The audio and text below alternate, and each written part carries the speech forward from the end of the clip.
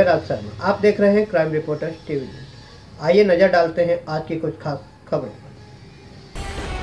महिला समाज सेविका को बदनाम करने की साजिश, व्यक्तिगत रिकॉर्डिंग को सार्वजनिक करने की धमकी देकर रिवॉल्वर की नोक पर 5 लाख की मांग। शिकायत के 71 दिनों बाद दर्ज हुआ मामला, आरोपी पुलिस की गिरफ्त से कोसों दूर। पालघर जिले के वाली पुलिस स्टेशन अंतर्गत ऐसा एक मामला सामने आया है जिसमें आपसी रंजिश को लेकर एक व्यक्ति ने सोसाइटी में रहने वाली एक समाज सेविका हर्षला लाड़ को अपशब्द बोलकर पहले उसका अपमान किया और फिर उसकी व्यक्तिगत रिकॉर्डिंग को सार्वजनिक करने की धमकी देकर रिवॉल्वर की नोक पर उनसे 5 लाख रुपयों की मांग की। आइए उनसे ही जानते हैं उनकी आप बीती। मैडम आपका नाम? मेरा नाम हर्षला गणपत लाड़ है। मैडम आप क्या करते हो? अभी मैं महिलाओं के लिए ज़्यादा काम करती हूँ, लेकिन इन बिटवीन अगर दूसरे भी कोई सोशल वर्क आता है तो मैं करती हूँ। मैडम आपने वालू पुलिस स्टेशन में 14/9/2016 को एक मामला दर्ज कराया है राजेंद्र यादव के खिलाफ। क्या मामला था मैडम? मामला ये था कि एज पर सोशल वर्कर काम करते समय मेरे पास ऐसे कुछ कंप्लेंट्स आए थे, वही बिल्डिंग के रहने वाले जो कि रेंट पे रहते थे, कि ये राजेंद्र बलवीर यादव अपना रिवॉल्वर दिखा के किसी का रूम खाली करवा रहे, किसी को धमकी दे रहे, यहाँ नहीं घूमने का, वहाँ नहीं घूमने का। तो इस मैटर से मैंने उनको एज पर सोशल वर्कर समझाया था कि आप ऐसा क्यों कर रहे। तब उन्होंने ये बताया था कि हाँ, मेरे पास जो रिवॉल्वर है वो लाइसेंस का है, मुझे कौन रोक सकता है। इस मामले में 3 जुलाई 2016 का जिक्र है कि शाम को 5:30 बजे किसी रोहन पांडे नाम का कोई लड़का आपकी सोसाइटी में आया था। क्या हुआ था उस दिन 3 जुलाई को? हाँ, ये रोहन पांडे करके एक लड़का है, मैं जो उनको जानती नहीं थी, लेकिन जो वो लड़का सोसाइटी में आया तो वॉचमैन का नाम भी यादव करके है। उसने वो लड़के को पकड़ के उसकी साइकिल फेंक दी थी, उसका हाथ पकड़ के उसको एंट्री नहीं दे रहा था। तब वो लड़के ने मोबाइल पे मेरा जो लड़का है ओमकार, उसको फ़ोन किया कि प्लीज़ आंटी को बता दो मुझे एक वॉचमैन मार रहा है करके। तो ये फ़ोन आया मुझे, तो मैं फटाक से नीचे उतरी तो वाकई मैंने देखा लड़का ज़ोर ज़ोर से रो रहा था और वॉचमैन यादव ने उसका हाथ पकड़ के रखा था। मैंने पूछा कि क्यों पकड़ा है उसको, तो बोला कि नहीं, सुषमा सिंह करके जो एक लेडी है, ओनर है, और राजेंद्र बलराज यादव, इन्होंने बोला कि ये लड़का चोर है, रोहन पांडे जो लड़का है वो चोर है, सोसाइटी में उसको छोड़ने का नहीं। इस मैटर से बातचीत हो गई। तो रोहन पांडे के खिलाफ ऐसा कोई चोरी का मामला दर्ज है पहले? नहीं, ऐसा कुछ नहीं। मतलब उन्होंने जबरन इस तरह से कि चोर है और उसको प्रताड़ित किया जी। आप उनकी मदद में आए जी। उसके बाद एफआईआर में जिक्र है कि 6 जुलाई को आपको पुलिस स्टेशन से फ़ोन आया था। उस दिन क्या मामला था? हाँ, मुझे 5:30-6 के बाद वाली पुलिस स्टेशन में से फ़ोन आया था कि आपको बुलाया है, लेकिन मैंने उस टाइम बोला कि मैं बोरोली में हूँ। तो लेडी पुलिस को बोल रही थी कि नहीं, आपको आना ही है, सीनियर इंस्पेक्टर महेश पाटिल ने आपको एनी हाउ कंडीशन आपको बुलाया ही है।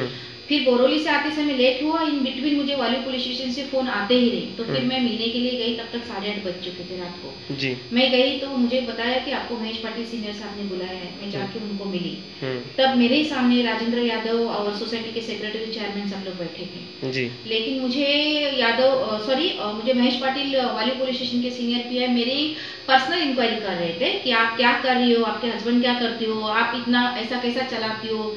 मेरे मन में डाउट आया तो मैंने पूछा, सर आप सीधा पूछो कि आपको क्या बात करना है। तब एड में जाके उन्होंने पूछा कि नहीं, आपके खिलाफ एनसी की है। मैंने बोला कि किसने एनसी किया है? बोले नहीं, आप जाके मार्कर पिया है उनसे मिलो जी। तो मैं मार्कर साहब से मिली उसी टाइम, तो उन्होंने बताया कि राजेंद्र यादव ने आपके खिलाफ एनसी की है। एनसी में क्या दिखाया उन्होंने? एनसी ने मुझे कुछ पढ़ने के लिए नहीं दिया, खाली मुझे इतना ही बताया कि आपके खिलाफ राजेंद्र यादव ने एनसी किया है। और मैंने बोला फिर ठीक है, तो फिर मेरे भी इनसे ले लीजिए कि वो रिवॉल्वर लेके धमकाता है, और मैंने जब समझाने की कोशिश की तो उन्होंने मुझे गाली गलौज किया था जी। तो बोले नहीं, हम लोग ऐसे इनसे नहीं कर सकते। तो मैंने बोला फिर ठीक है, मैं महेश पाटिल से वापस मिली, तो जाके मेरी एनसी कहीं दर्ज हो गई। और उसी दिन रात को वापस 9:15 बजे मुझे फ़ोन आया, जहाँ की 9:30 बजे तक मुझे पुलिस स्टेशन में रोका गया। मैं 10 बजे 9:15 बजे घर पे आई। जैसे घर पे टच हुई, वापस मुझे mobile to mobile marker inspector साहब का फ़ोन आ गया कि मैडम आपको वापस सीनियर साहब ने बुलाया है। मैंने बोला अभी वापस क्यों, 10 बजने को आए? तो बोलते मुझे मालूम नहीं, लेकिन आपको आना ही पड़ेगा। जब मैं रिटर्न वाली पुलिस स्टेशन में मिलने के लिए गई और मैंने पूछा सर मुझे दोबारा को क्यों बुलाया, तब उन्होंने मेरे हाथ में 149 का नोटिस इशू किया। तो मैंने तो बोला कि ठीक है, फिर मैंने भी एनसी दिया, तो उनको 149 का नोटिस आपका इशू करोगे। मैंने ये बात मार्केट पीआई से पूछा, तो उन्होंने मुझे बोला कि जब सीनियर साहब बोलेंगे तब। उसके बाद लगातार 2 दिन मैंने व्हाट्सएप पे मैसेज भेजे मार्केट साहब को कि सर आपने क्या 149 का नोटिस राज यादव को, राजेंद्र बलराज यादव को इशू किया है? मुझे कोई रिप्लाई अब तक नहीं आया है। ओके मैडम, उस दिन आपको बुलाया गया तो आपने ये चीज़, चूँकि आप दोनों एक ही सोसाइटी में रहते हो, राजेंद्र यादव भी उसी सोसाइटी में रहते हैं और आप भी रहते हो, तो आपने ये चीज़ राजेंद्र यादव से फिर उसके बाद नहीं पूछा कि आपने क्यों एनसी किया, बेवजह मेरी गलती नहीं थी, ऐसी कोई बात हुई आपको बाद में? यस, बात हुई थी। मैंने as per social work, as per एक हम लोग की पहली पहचान थी, इस हिसाब से मैंने उनको ये बात पूछा कि आप ऐसे हरकतें क्यों करते हो। उन्होंने मुझे एक ही बात बोला, जो भी आपको सोशल वर्क करना है, आप भाड़े पे रहते हो और भाड़े करो, मैं यहाँ रहने नहीं दूंगा, मेरा ये आपको चैलेंज है और आप चुपचाप बैठो, वरना आपको भी बहुत बुरी तरह से भुगतना पड़ेगा।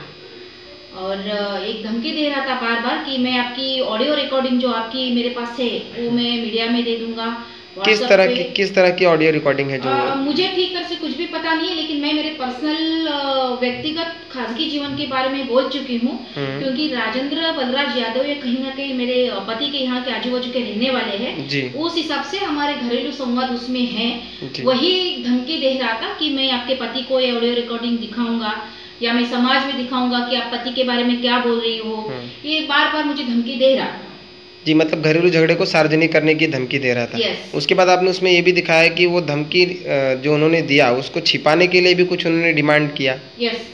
उन्होंने मुझे ये कोशिश की कि मैं अपने पति के साथ ना रहूं या पति मेरे साथ ना रहे, हम दोनों के, मुझे और मेरे पति को अलग अलग लेके हम दोनों को छुड़वाने की या मेरे फैमिली में क्रैशेस स्टार्ट करने की बहुत सी कोशिश उन्होंने की है जी। और जब मैं बार बार पुलिस स्टेशन जा रही थी कि उसके पास रिवॉल्वर है, मैं खुद पर्सनल सीनियर इंस्पेक्टर को मिली, मैंने बोला सर मेरे पास लोग आते हैं कि ये रिवॉल्वर दिखा के लोगों को धमकाता है, तो प्लीज़ आप कुछ एक्शन लीजिए। उसके बाद महेश पाटिल ने मुझे बोला कि मैडम आप मत आओ, जो लोगों को दिखाया है उनको लेके आओ।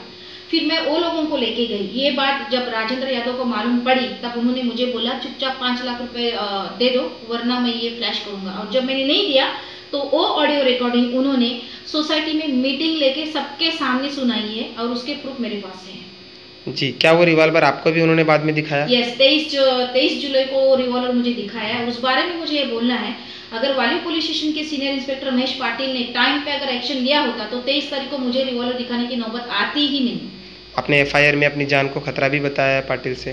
पाटिल से तो बताया है, लेकिन मैंने लिखित में दिया है कि मेरे परिवार को उसने जान से मारने की पूरी धमकी दी है। फिर भी पुलिस ने कोई भी उसके ऊपर एक्शन नहीं लिया, ना तो जो एक एक्ट लगना चाहिए वो एक्ट भी नहीं लगाया। तो मैडम आपका एफआईआर हो गया, एफआईआर के बाद अब तक आरोपी के ऊपर क्या कार्रवाई हुई है? कुछ नहीं, जो प्रोसीजर सिर्फ करना था, दिखाने का था कि भाई हाँ हम लोग ने एफआईआर किया है, बस इसके लिए एफआईआर की नोंद हो गई। लेकिन आज तक आरोपी पकड़ में नहीं आया, ना ही कोई पुलिस ने खास कार्रवाई किया है कि भाई हम लोग आरोपी को पकड़े। एफआईआर में दर्ज है 3 जुलाई से ये सारा प्रकरण स्टार्ट हुआ, उसके पहले भी उसके खिलाफ आपके पास कई कंप्लेन आए थे। आप खुद 3 जुलाई से इस मैटर में इन्वॉल्व हो, जिस तरह से उन्होंने लड़के को मारा पीटा, आपसे बदतमीजी किया, फिर आपका ऑडियो वायरल करने के लिए उसने धमकी दिया, पैसे की डिमांड किया। तो इस पूरे प्रकरण में आपने उसी समय पुलिस स्टेशन में शिकायत नहीं किया कि हाँ ये इलीगल ये रखते हैं और उसके ऊपर कार्रवाई होना चाहिए? मैं 6 जुलाई को रात को 7:30 बजे ही वाली पुलिस स्टेशन के सीनियर इंस्पेक्टर महेश पाटिल को खुद जाके बोला था कि सर ऐसे ऐसे मैटर्स हो रहे। 6 जुलाई से लेके 14 सितंबर तक मैं भाग दौड़ किया, टोटल 18 बार मैं पुलिस स्टेशन में गई।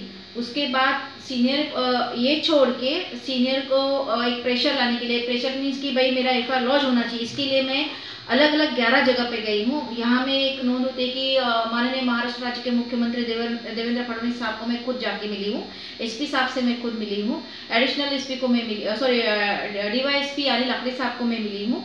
सब लोग ने उनको फ़ोन पे इन्फॉर्मेशन दिया था कि क्या है हकीकत जानो और हो सकता है तो एफआईआर लॉन्च करो अगर आपको लगता है तो। लेकिन 14 सितंबर को ही हो गया, 71 डेज के बाद। मतलब एसपी के ऑर्डर के बाद भी पीआई ने एफआईआर नहीं लॉन्च किया? नहीं, बिल्कुल नहीं। हम लोग मैं सही दिशा फाउंडेशन की मदद से हम लोग खुद उनके लोग थे, तो जिस दिन हम लोग गए उसी दिन मैडम के ऑफिस से फ़ोन आया था महेश पाटिल को कि क्या है आप प्रकरण जान लो। लेकिन उसके बाद भी बहुत दिन ऐसे बीत गए लेकिन कोई एफआईआर लॉन्च नहीं हुआ। जानकारी मिली कि आप आमरण अनशन करने जा रहे थे या किसी तरह का धरना प्रदर्शन करने जा रहे थे। मेरे पास और कोई रास्ता ही नहीं बचा था कि मैं 18 बार गई थी, मेरे जितने विटनेस थे मैं 6 बार खुद ही अपनी गाड़ी में डाल के लेके गई थी, फिर भी महेश पाटिल आरोपी को संभालने के लिए लग चुके थे। तो मेरे पास एक ही रास्ता बचा था कि भाई मैं आमरण उपोषण कर लूँ। तो मेरे जो सपोर्टर थे सही दिशा फाउंडेशन के, तो उनके तरफ से लेटर इश्यूड हो गया। उसके बाद मेरे घर पे खुद डेप्यूटी श्रीमान काली साहब आए और हमारे पास 7 दिन का टाइम मांगा, लेकिन 7 दिन बीतने के बाद भी कोई एफआईआर नहीं लॉन्च हुआ। फिर हम लोग जाके 2-3 बार पुलिस स्टेशन में बैठे, तभी एफआईआर 14 सितंबर को लॉन्च हो गया। एफआईआर होने के बाद क्या अभी तक हथियार बरामद हुआ जिस गन को उन्होंने दिखाया था, या वो गन लीगल है या इलीगल, ऐसा कुछ वेरीफाई हुआ पुलिस की तरफ से? बिल्कुल नहीं, कोई कोशिश ही नहीं पुलिस की तरफ से हो रही है कि प्रकरण क्या है। बल्कि तो मैं ये बोल देती हूँ कि महेश पाटिल के ऑर्डर से ही कुछ इन्वेस्टिगेशन नहीं हो रहा है। अभी जो आयो है इन्वेस्टिगेशन ऑफिसर मिस्टर टोत्रे, वो एक ही बार सोसाइटी में आए थे, लेकिन कोई मेरे हिसाब से कोई खास इंक्वायरी नहीं की कि बस एक प्रेशर हो गया, अनशन के लिए बैठ रहे, अपनी इज्जत बचाने के लिए पुलिस वालों ने नाटक किया कि एफआईआर लॉन्च हो चुका है और कोई कार्रवाई करना नहीं चाहते पुलिस। ओके जी, आपका नाम? ठाकुर अविनाश सिंह। अविनाश जी, आप क्या काम करते हैं? मैं समाज सेवा करता हूँ। जी अविनाश जी, आप सही दिशा फाउंडेशन की तरफ से काम करते हैं। जैसा कि मैडम ने बताया कि आपने काफ़ी कुछ पत्र व्यवहार किया इनके हेल्प के लिए। आपको जब जानकारी मिली इस मामले में तो आप पुलिस स्टेशन में गए थे, वहाँ पे सीनियर पुलिस इंस्पेक्टर से आपकी क्या बातचीत हुई थी? 19 अगस्त को मैडम हमारे पास आई थी जी, हमें मिलने के लिए। इन्होंने अपनी सारी बातें बताई कि ऐसा ऐसा है, और मैं काफ़ी जगहों पे जाकर आ चुकी हूँ, लेकिन मुझे कोई मदद नहीं मिल रही है। जी, पुलिस इस बारे में कुछ भी हस्तक्षेप नहीं कर रही है। जी, वो उस गुंडे को पूरी तरह से संरक्षण दे के बैठी हुई है। जी, तो मैंने इनसे सारी बातें जानने के बाद फिर अपने हिसाब से एक लेटर रेडी किया था। जी। लेटर रेडी किया, जाके एसपी मैडम को हम लोग मिले सादा रात को, उन्हें वो लेटर दिया, उनसे बातचीत किया गया कि ऐसा क्या है कि आदमी खुलेआम एक आर्म्स लेके घूम रहा है, किसी को भी धमका रहा है जी, और पुलिस उसके ऊपर कार्रवाई तो छोड़ी, मतलब एक नॉर्मल उसको बोला कि पूछताछ भी नहीं कर रही है। जी, ये महेश पाटिल श्रीमान जो है वहाँ के वरिष्ठ पुलिस निरीक्षक हैं वाली पुलिस स्टेशन के, वो इस तरह से क्यों उसको बढ़ावा दे रहे हैं। तो मैम ने बोला ठीक है हम कार्रवाई करते हैं। उसके बाद उन्होंने एक 7 दिन का हमने भी टाइम दिया था कि आप देखिए आपके हिसाब से क्या होता है। 23 तारीख को हम उनको जाके मिले थे, 23 अगस्त को। उसके बाद फिर हम उनके पास गए थे, 29 अगस्त को वापस गए। मैडम से मुलाकात नहीं हुई, बट हम अपना एक लेटर बना के लेकर गए थे कि अगर आप कार्रवाई नहीं कर रहे हो तो हम 1 तारीख से धरना प्रदर्शन करेंगे। बेमुदत धरना प्रदर्शन की मांग हमने की थी कि हम करेंगे वो। जी। उसके बाद करीब 30 तारीख को डीएसपी के ट्रेनिंग पे जो आए हुए हैं काले सर, वो आए थे मैम के घर पे। उन्होंने बोला आप ये सब मत करिए, हमें 7 दिन का टाइम दीजिए, 7 दिन की मोहलत में हमें जो भी होता है हम करेंगे कार्रवाई। जी। लेकिन 7 दिन बीतने के बाद भी कोई कार्रवाई नहीं हुई। फिर जब हम जाकर वापस काले सर से मिले तो उन्होंने बोला कि नहीं, गणपति का सब सीजन चल रहा है, विसर्जन वगैरह के बंदोबस्त में हम लगे हुए हैं, हमें थोड़ा सा टाइम और दे दीजिए। तो उनके निवेदन पे हमने उनको और एक 7 दिन का टाइम दिया था। फिर 14 सितंबर को बुलाया इन्होंने, तोरटे सर ने, उन्होंने बुला के बातचीत किया। एक दिन पहले तोरटे सर के साथ मेरी थोड़ी बात भी हो गई थी इस बात को लेकर। तो उन्होंने साफ साफ बताया था कि इसमें वरिष्ठ अधिकारी मुझे निशाना बना रहे हैं, मेरे कंधे पे बंदूक रख के चला रहे हैं और मुझे आगे किया गया। मुझे आप लोग बोल रहे हो करना है, आपके सामने बोला था कार्रवाई करो, पीठ पीछे नहीं बोलते हैं। जानना यह है कि अगर पुलिस इनडायरेक्टली आरोपी को संरक्षण दे ही रही है और गिरफ्तार नहीं कर रही है, आगे की इंक्वायरी नहीं कर रही है, तो क्या हम ये जाने कि इस दिशा में मदद के लिए या आरोपी को गिरफ्तार करने के लिए आप शायद सही दिशा फाउंडेशन की तरफ से आगे कोई और ठोस कदम उठाने वाले हैं? बिल्कुल, अगर आने वाले कुछ दिनों के अंदर कार्रवाई नहीं होती जी, तो हमने आगे के लिए अपना प्लान करके रखा हुआ है और हम उस हिसाब से ही आगे करेंगे।